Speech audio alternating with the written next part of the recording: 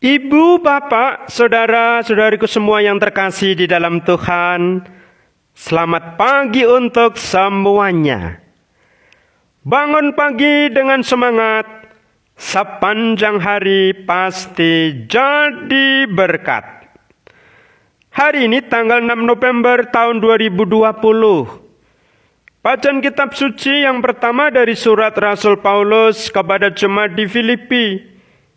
Bab 3 ayat 17 sampai dengan bab 4 ayat 1. Kita menantikan Sang Penyelamat yang akan mengubah tubuh kita yang hina ini menjadi serupa tubuhnya yang mulia. Bacaan Injil dari Lukas bab 6 ayat 1 sampai dengan 8. Anak-anak dunia ini lebih cerdik terhadap sesamanya daripada anak-anak terang. Dari kedua bacaan tersebut saya memberikan tema anak-anak terang harus cerdik. Dalam pengertian sederhana, cerdik berarti banyak akal. Selalu ada cara untuk menemukan solusi atau jalan keluar bagi setiap persoalan. Anak-anak yang lahir mulai tahun 70 hingga 2000-an, hampir semua tahu cerita anak-anak tentang kecerdikan kancil. Kisah paling terkenal adalah kancil mencuri timun. Ada juga kisah kancil menyeberang sungai dengan bantuan buaya yang berjajar-jajar. Kisah-kisah itu mengajarkan kepada kita supaya kita tidak pernah menyerah dalam setiap persoalan yang kita hadapi. Dengan berpikir yang cerdik, apapun persoalan pasti ada pemecahannya. Apa yang mustahil di mata orang-orang biasa, selalu mungkin bagi orang-orang yang cerdik. Jika kebanyakan orang mengatakan tidak mungkin untuk memecahkan suatu masalah, bagi orang cerdik rasanya mudah sekali untuk mengatasi.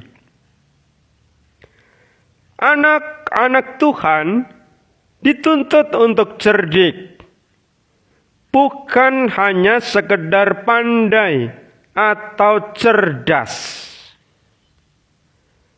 Apa bedanya di antara ketiga hal itu? Pandai itu berarti banyak pengetahuan. Karena orang rajin membaca, melihat banyak hal, mendengarkan macam-macam informasi, orang itu bisa menjadi pandai. Banyak hal diketahui oleh orang-orang pandai. Entah ekonomi, kesehatan, matematika, teknik, kimia, dan sebagainya. Cerdas itu bawaan sejak kelahiran.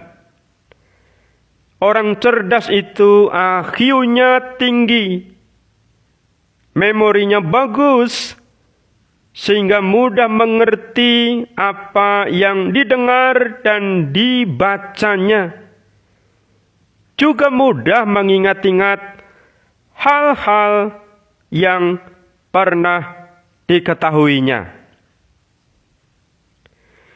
Cerdik selain bisa disebut dengan banyak akal, juga merupakan kemampuan menemukan solusi secara tepat dalam mengatasi situasi-situasi yang sulit.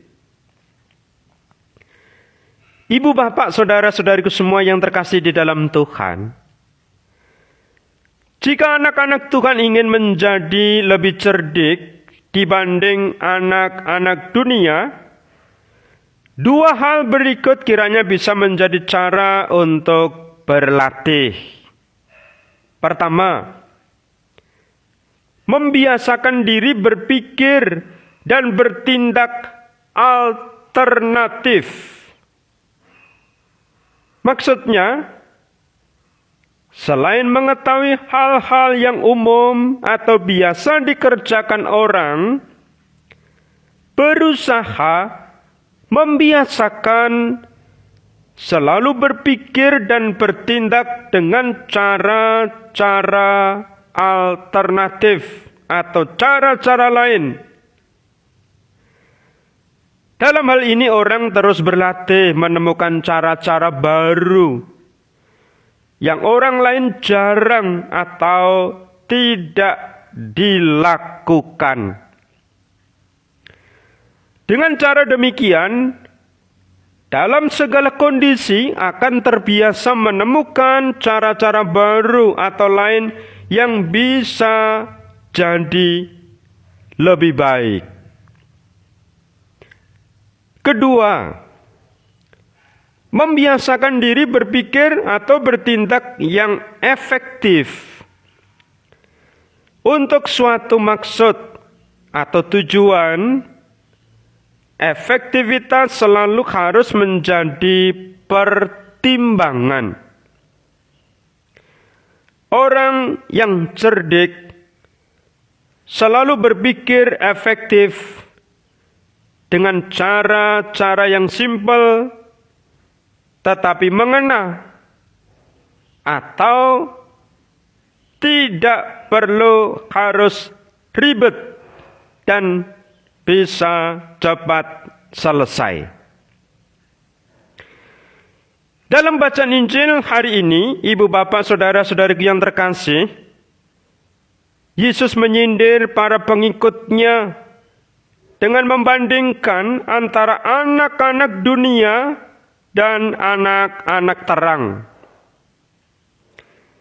Yesus mengatakan, sebab anak-anak dunia ini lebih cerdik terhadap sesamanya daripada anak-anak terang. Dari firman itu hendak disampaikan Yesus bahwa seharusnya anak-anak terang lebih cerdik dibanding anak-anak dunia. Namun dalam kenyataannya seringkali tidaklah demikian. Justru anak-anak terang kalah cerdik dibanding anak-anak dunia. Dalam situasi sulit dan rumit, orang-orang cerdik dibutuhkan, sehingga untuk memecahkan persoalan tidak terjadi kebuntuan. Demikian juga dalam gereja, umat yang cerdik sungguh dibutuhkan sehingga adanya persoalan, apalagi yang sering terjadi, dapat ditemukan cara yang tepat dan jitu untuk menjadi solusinya.